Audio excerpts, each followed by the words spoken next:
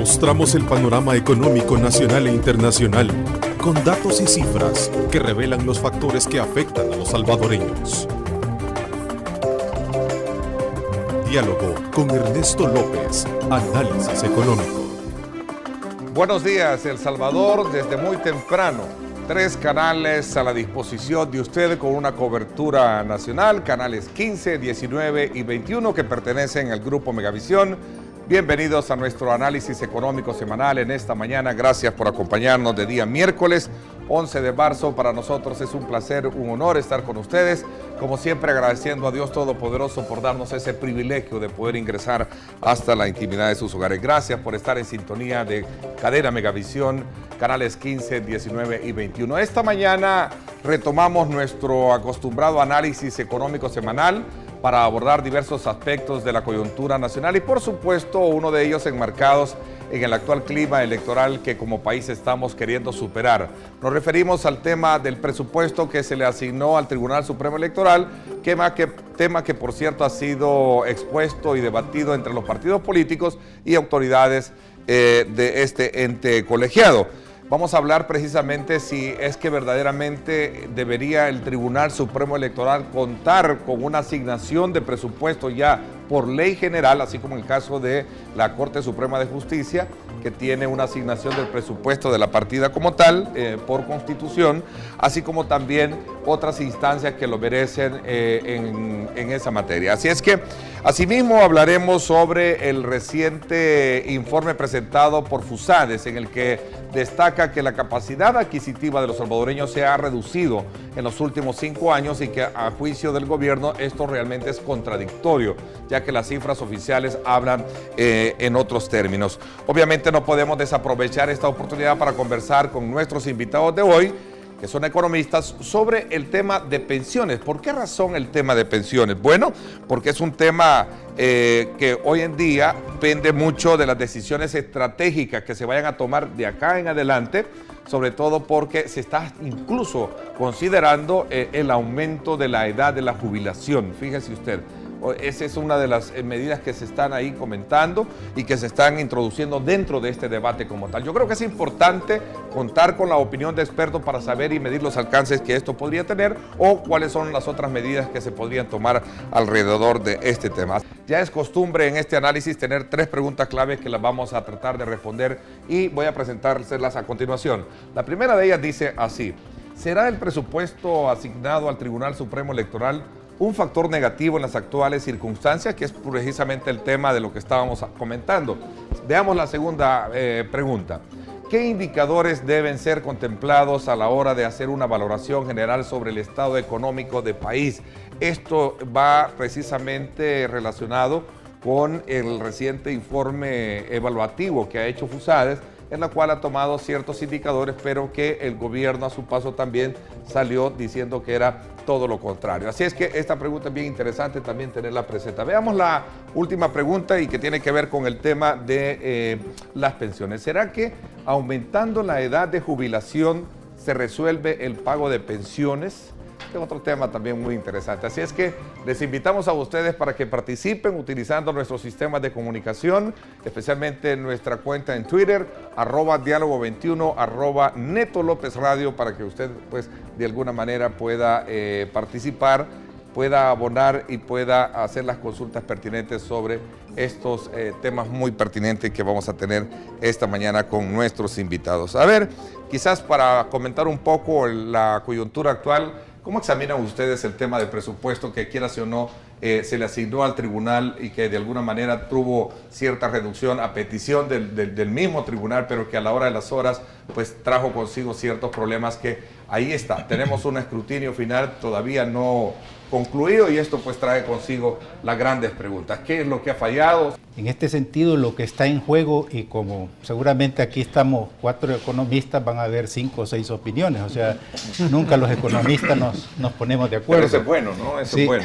Encontrar la media es lo importante de los puntos y contrapuntos que cada uno puede expresar. Pero el elemento que creo que podemos coincidir es que si nosotros analizamos esta situación a través de la relación costo-beneficio, lamentablemente tenemos que decir que es negativa.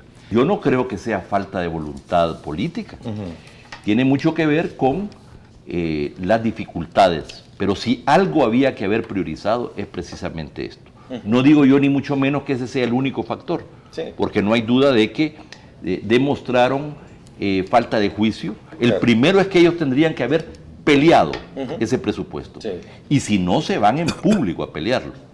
Primero lo peleas en privado con las diferentes fracciones, analizás las consecuencias de que no se obtengan los montos debidos, y si eso no te sale, lo peleas en público, y si no, amenazas con renunciar. ¿Valdría la pena una asignación ya de presupuesto por ley que estar con este estire y encoge, no? Eso definitivamente está en función de los objetivos que se habían planteado en el Tribunal Supremo Electoral, y coincido con Alberto en el cual, si nosotros teníamos diagramado todo un plan de acción, metas, objetivos a lograr con un presupuesto, y no me lo dan, definitivamente que eso hay que discutirlo, pelearlo, para lograr definitivamente alcanzar la meta deseada. Si nosotros teníamos diagramado todo un plan de acción, metas, objetivos a lograr con un presupuesto, y no me lo dan, definitivamente que eso hay que discutirlo, pelearlo, para lograr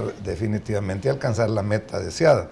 Porque de otra forma, lo que te has propuesto puede ser muy elevado, y con un presupuesto bajo, definitivamente entraste con las manos amarradas. El presupuesto, los recursos siempre son importantes, pero lo del presupuesto no creo que sea lo principal en este asunto. Habría que analizarlo luego con más calma.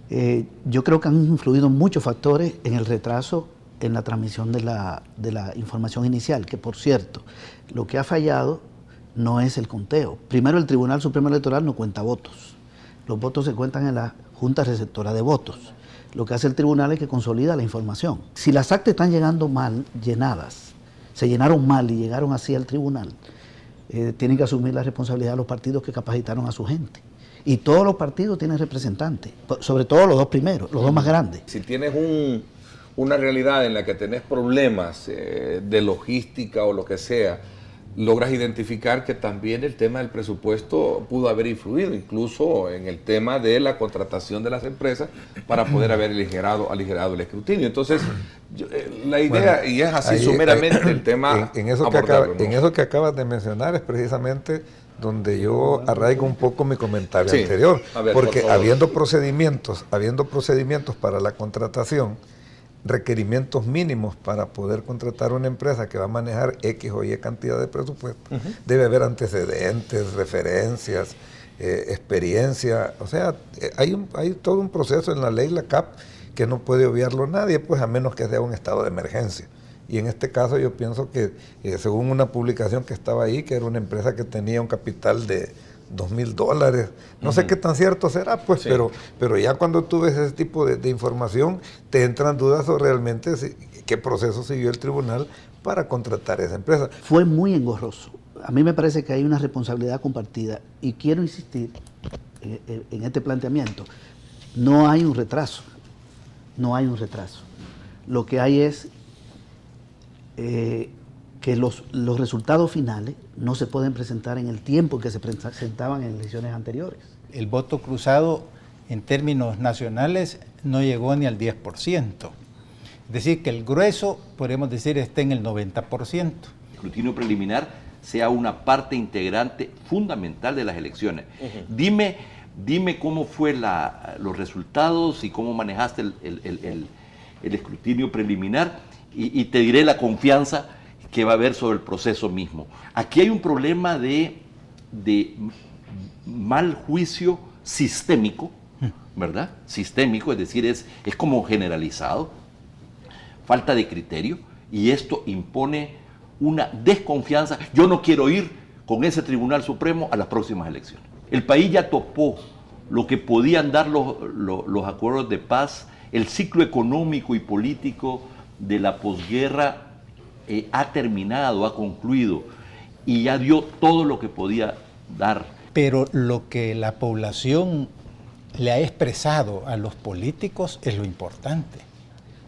O sea, que aquí lo que hay que garantizar es que se respete la voluntad de la población. El informe de FUSADES debe servir de punto de partida, pero ver hacia el futuro. Porque realmente que no crecimos, que el desempleo estuvo, no sé, aquí lo que importa es cómo vamos a generar empleo, cómo vamos a traer la inversión. Porque ¿qué es lo que quiere hacer FUSADES? FUSADES lo que quiere es, saca un informe un miércoles, cuando las elecciones son el domingo, y le dice a la gente, su poder de compra ha bajado. Yo estoy dando datos que demuestran que no, ¿verdad? Bien. ¿De dónde sacó el gobierno el dinero? Es otro asunto. Claro. La mayor parte del dinero no la aporta la empresa privada, la aporta el pueblo, el 80%. Vía impuestos. Vía impuestos. Aquí lo que hay es una correlación de fuerzas en términos de la definición justamente de las políticas. Y en ese sentido, yo insisto que la variable más importante es la confianza. Y esa hay que construirla. 7 cabeceras departamentales cambiaron de partido y de alcalde. Y en ese sentido, pues las poblaciones están expresándole a sus gobiernos locales que no están respondiendo a sus expectativas, a sus necesidades. En fin, esa es una variable que es importante determinar, porque para mí lo más relevante en términos de estos informes es que siguen sin leer la realidad local, territorial del país, y es la vida cotidiana de la población, y de que es importante el generar certidumbre y que las diferentes fuerzas políticas y económicas del país, al hacer una lectura de lo que el pueblo le está diciendo, es pónganse de acuerdo, dialoguen, establezcan prioridades, construyan una agenda, solucionemos los problemas que tenemos cotidianos de la población, porque si no crecemos económicamente no vamos a encontrar solución a los problemas. Yo creo que lo importante es crear esa visión de país. Ya no es posible que sigamos como dos bueyes que se quiere ir cada quien por su camino y la carreta no avanza, sino que simplemente es cuestión de enrumbar esto, y creo que hay que usar el diálogo. Así es. Gracias, pásenla bien y como siempre recuerden lo más importante, amar a Dios sobre todas las cosas.